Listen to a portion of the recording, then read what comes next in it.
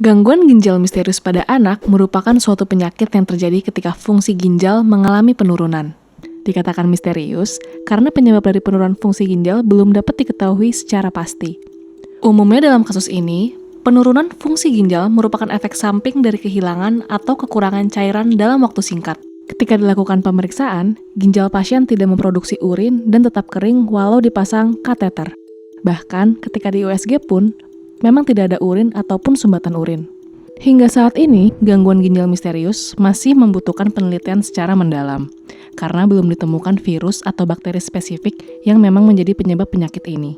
Namun, sejauh ini terdapat beberapa virus yang terdeteksi dalam gangguan ginjal misterius ini, seperti leptospirosis, influenza, parainfluenza, virus HSV, virus CMV, bokavirus, Legionella, Shigella, dan E. coli.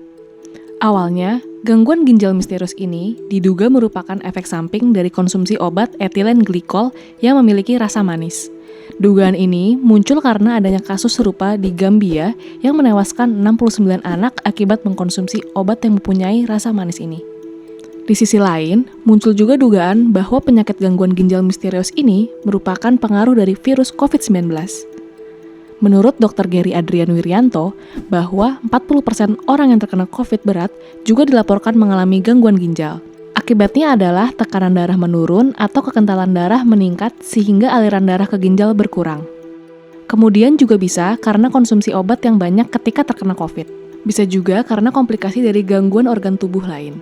Dan yang terakhir adalah COVID yang menginfeksi langsung ke ginjal. Namun, kasus gangguan ginjal misterius pada pasien dengan usia di bawah 6 tahun mayoritas terjadi pada anak yang belum memperoleh vaksinasi. Sebagai informasi, gangguan ginjal misterius berawal dari laporan 14 cabang Ikatan Dokter Anak Indonesia, bahwa terdapat 131 kasus gangguan ginjal misterius.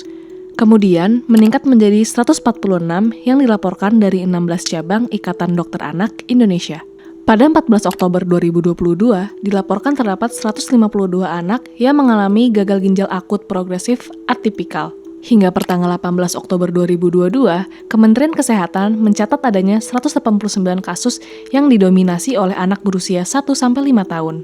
Lalu, berdasarkan data yang diambil dari Januari hingga Oktober 2022, Ikatan Dokter Anak Indonesia mencatat sudah ada 192 kasus gangguan ginjal akut misterius di Indonesia.